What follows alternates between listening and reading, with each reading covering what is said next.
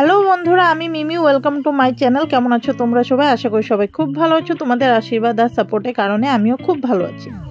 তো আজকে মিমির ঘরোয়া রান্নাবান্নাতে আছে পনিরের একটি ইউনিক রেসিপি।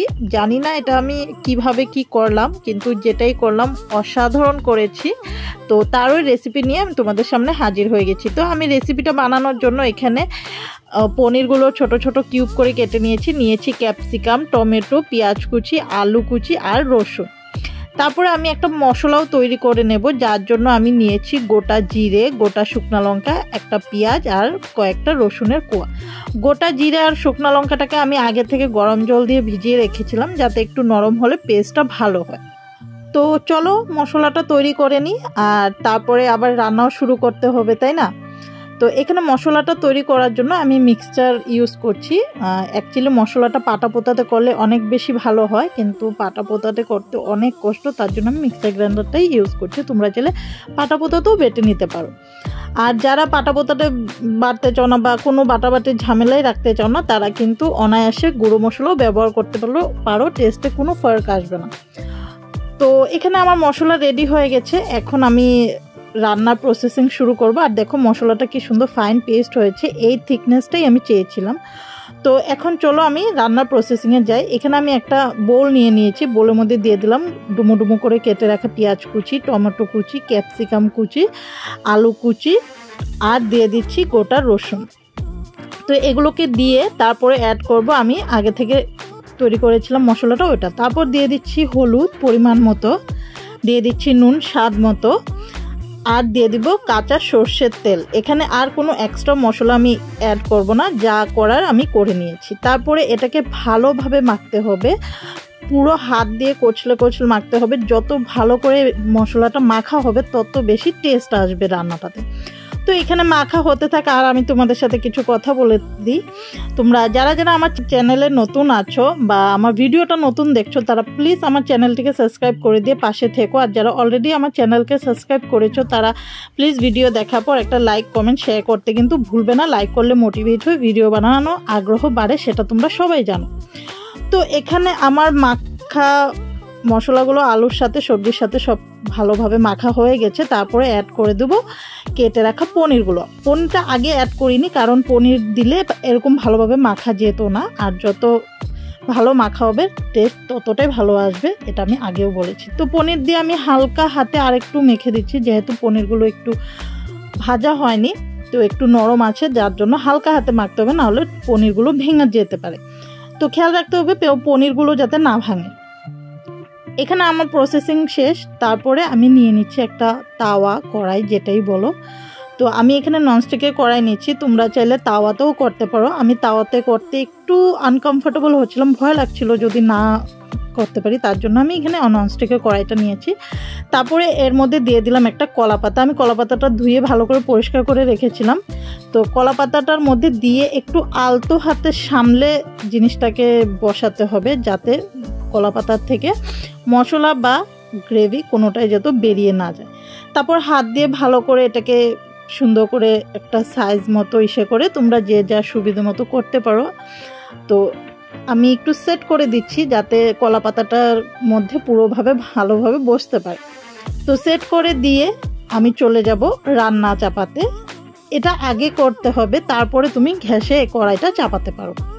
তো মাখামাখি পরে আমরা সরাসরি চলে আসলাম রান্না চাপাতে। এখানে দেখো আমি গ্যাসের উপরে কড়াইটা বসিয়ে দিয়েছি। তারপরে এটা কলা পাতাগুলো যেগুলো বাইরে বেরিয়েছিল কড়াই থেকে, ওগুলোকে আমি একটু ফোল্ড করে তারপরে ঢাকা চাপা দিব। তাহলে কলা পাতার যে অ্যারোমাটা আছে না, ওটা পুরো রেসিপিটার মধ্যে মিশে যাবে। তো তারপর আমি দেখো একটা ঢাকা চাপা দিয়ে রেখে দিয়েছি। 10 মিনিট পরে আমি ঢাকাটা খুলে দেখব যে কি অবস্থা। দেখো কলা পাতাগুলো একটু নরম হয়ে এসেছে, আর গ্রেভির থেকে জলও ছাড়তে শুরু করে দিয়েছে। আর আরেকটা কথা আমি বলতে ভুলে গেছি, একটু খেয়াল রাখবেন যে প্রথম 2-3 মিনিট আমরা হাই ফ্লেমে রান্নাটা করব। যখন কড়ার ভিতর থেকে একটা মৃদু আওয়াজ আসা শুরু করবে, তারপরে আমরা গ্যাসের ফ্লেমটাকে একদম লোতে করে দেব। আর পুরো রান্নাটাই কিন্তু লো ফ্লেমে হবে, অনেক সময় নিয়ে আস্তে আস্তে করে করতে হবে। তারপরে দেখো এখানে আমি আবারও ঢাকা চাপা দিয়ে রেখেছিলাম, তারপরে 5-7 মিনিট পরে আবারও ঢাকনা খুলে আমি একটু নিচের থেকে নাড়াচাড়া করে দিয়েছিলাম। একটু নাড়াচাড়া করে দিলে নিচ থেকে লেগে যাবে না, একটু আলতো হাতেই পুরো কাজটা করতে হবে, একটু সাবধানে, যাতে গ্রেভিটাও পড়ে না যায় আর ভিতরে থাকা সবজিগুলো ভেঙে না যায় আর কলা পাতাটাও যাতে ছিঁড়ে না যায়। সবটা জিনিস মাথায় রাখতে হবে। এগুলা কাজ একটু আলতো হাতে, একটু সময়, একটু ধীরে সুস্থিরে করতে হয়, এটা খেয়াল রাখবেন।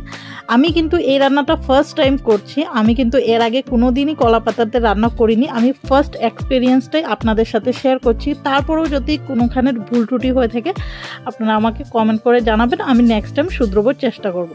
তো এখানে আমি কলা পাতাটাকে আবার এক্সচেঞ্জ করে দিয়েছিলাম, ওটা আমি শ্যুট করতে ভুলে গেছি। তো ওই সময়টাতে একটু অসুবিধা হয়েছিল, তার জন্য আমার শ্যুট করা হয়নি। তো কলা পাতাটা আমি একটা থালে নিয়ে তারপরে আমি উল্টে দিয়েছিলাম। তো দেখো এখানে কি সুন্দর গ্রেভির কালারটা এসেছে। আর এক্সট্রা উপরে যেটা আগের কলা পাতাটা ছিল আমি এটা বের করে ফেলে দিব, এটার আর কোনো দরকার নেই। এরকম করে কিন্তু 2-3 বার করে কলা পাতা চেঞ্জ করতে হবে, তাহলে গিয়ে রান্নাটা খুব ভালো হবে, টেস্ট হবে।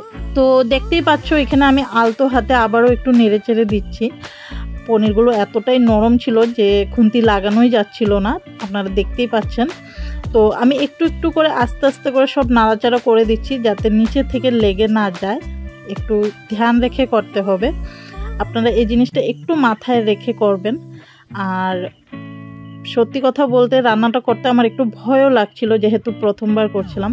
তো আপনাদের সাথে কথা বলতে বলতে দেখো এখানে আমি আবারও আরেকটা কলা পাতা চেঞ্জ করে দিলাম। সেম প্রসেসে আমি একটা থাল উপুত করে নিয়ে তারপরে আমি কড়াইটাকে পাল্টে দিয়ে তারপরে আমি কলা পাতাটা সেট করেছিলাম। তো এটার আরেকটা ক্লিপ আমি আরেকবার রান্না করলে আমি তোমাদের সাথে শেয়ার করার অবশ্যই চেষ্টা করব। তো এখানে আমি ঢাকা চাপা দিয়ে সুন্দরভাবে রান্নাটা করে নিচ্ছি। আর আমার গ্যাসের ফ্লেমটা কিন্তু লোতেই আছে, আমি কিন্তু হাই করিনি। তো এখানে যখন পুরো গ্রেভিটা যখন শুকিয়ে এসেছে, জল পরিমাণ একদমই নেই, তো আমি একটু একটু করে আস্তে আস্তে খুন্তি দিয়ে নিচে থেকে নাড়ানোর চেষ্টা করছি। এই সময়টাতে একটু নাড়িয়ে চাড়িয়ে দিলে যে নিচের দিকে যে সবজিগুলো বা গ্রেভিগুলো থাকবে এগুলো উপর দিকে চলে আসবে, ওটা একটু উল্টে পাল্টে দিতে হবে। তো এই করতে করতে রান্না তো প্রায় হয়েই এসেছে। এখন আবারও একটু ঢাকা চাপা দিয়ে আমি সুন্দর করে রেখে দিব। এখন শুধু নিচ থেকে একটু পোড়া লাগানোর সময়।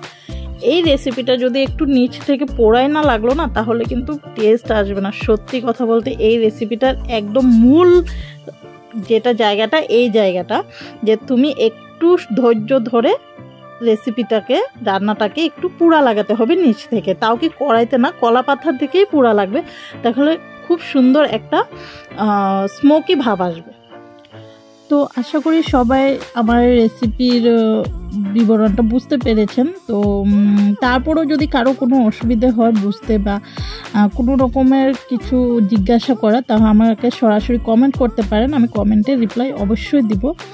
তো আপনাদের সাথে কথা বলতে বলতে এখানে তৈরি হয়ে গেছে আমার রেসিপি ফাইনালি। এখন এটাকে সার্ভ করার পালা। তো ফাইনাল লুক হলো এই যে আমার কলা পাতায় মুড়োনো পনির পাতুরি। তো আপনাদের সবার কিরকম লেগেছে অবশ্যই আমাকে কমেন্ট করে জানাতে ভুলবেন না কিন্তু। আর টেস্টের কথা আমি বলবো না, আপনারা ঘরে ট্রাই করে আমাকে নিজেরাই বলবেন যে টেস্ট কীরকম হয়েছে। আজকের জন্য এতটুকুই, দেখা হচ্ছে পরের রান্না পরের ভিডিওর সাথে।